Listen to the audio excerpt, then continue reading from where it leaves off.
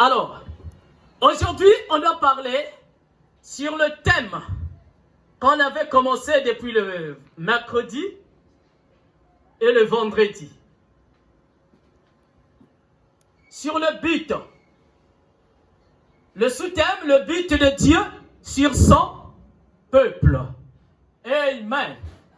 Alors, avant qu'on arrive à ce thème-là, on nous avait parlé de beaucoup de sujets ici.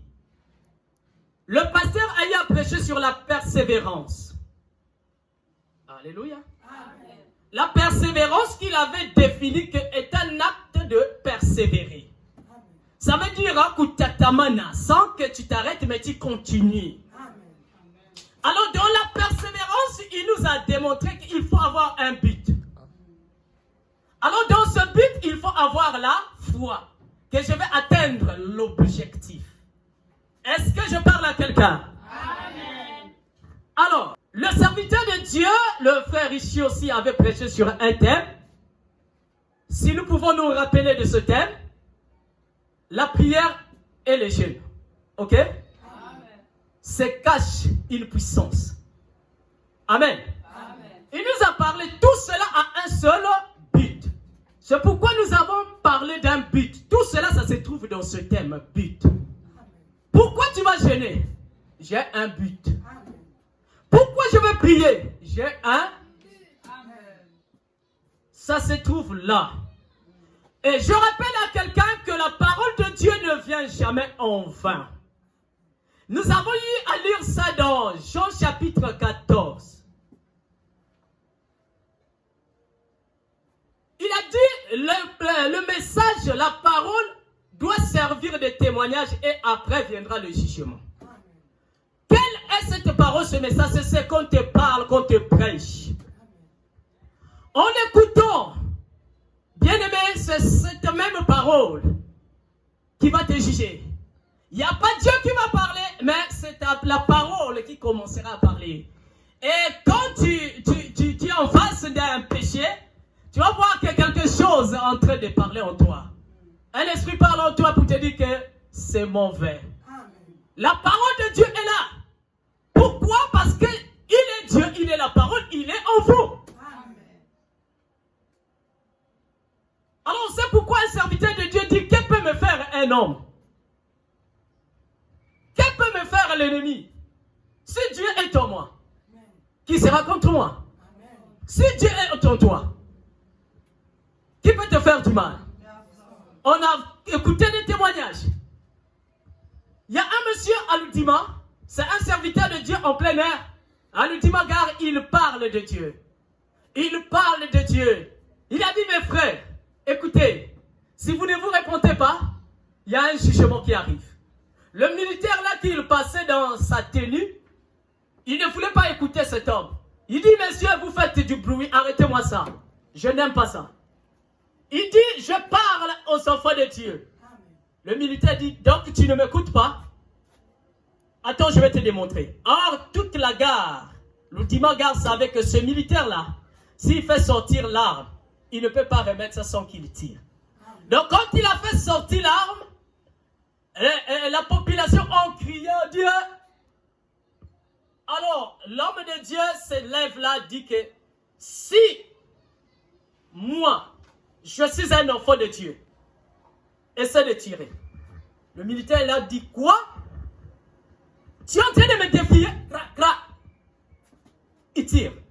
Au moment qu'il tire, qu'il appuie sur la gâchette, ça ne sait pas s'éclater.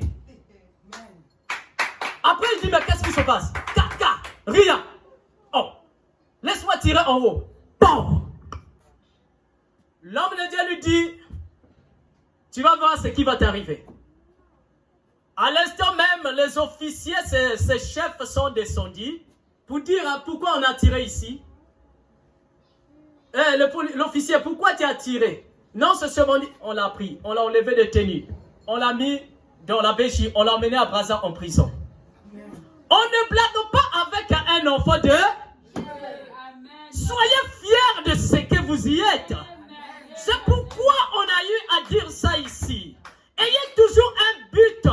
Et que Dieu est dans ce but non plus. Amen. Corinthiens chapitre 3. Pour certifier à ce que nous venons de dire que Dieu habite dans le cœur. Et donc toi bien précisément. 1 Corinthiens chapitre 3, le verset 16. Ne savez-vous pas que vous êtes le temple de Dieu? Ne savez-vous pas que vous êtes le temple de Dieu? Et que l'Esprit de Dieu habite en vous. Si quelqu'un détruit le temple de Dieu, au verset 17, Dieu le détruira, car le temple de Dieu est saint. Et c'est ce que vous y êtes. Amen. Acclame encore le Seigneur. Oui, pourquoi tu l'acclames? Parce qu'il t'a choisi, toi, d'habiter en toi. Amen. Il n'a pas choisi d'habiter peut-être dans une grotte ou dans des animaux, mais il a choisi d'habiter en toi. Et c'est ce que tu vois, le zèle qui t'anime de venir l'écouter. Parce que la profondeur appelle là. Les mots doivent attirer que ce qui est de l'élément, ce qui est de sa nature. Tu es de la nature de Dieu, c'est pourquoi tu es attiré de venir l'écouter. Et c'est ce qui t'attirera vers lui ce jour-là. Parce qu'il est dans toi. Il habite en toi. Alors Dieu avait un but sur son peuple, les gentils. Alors les gentils, c'est toi et moi qui étions les gentils. Ça veut dire les païens. Autrefois, on nous appelait les gentils. On n'avait pas l'accès dans la présence de Dieu. On était des gentils.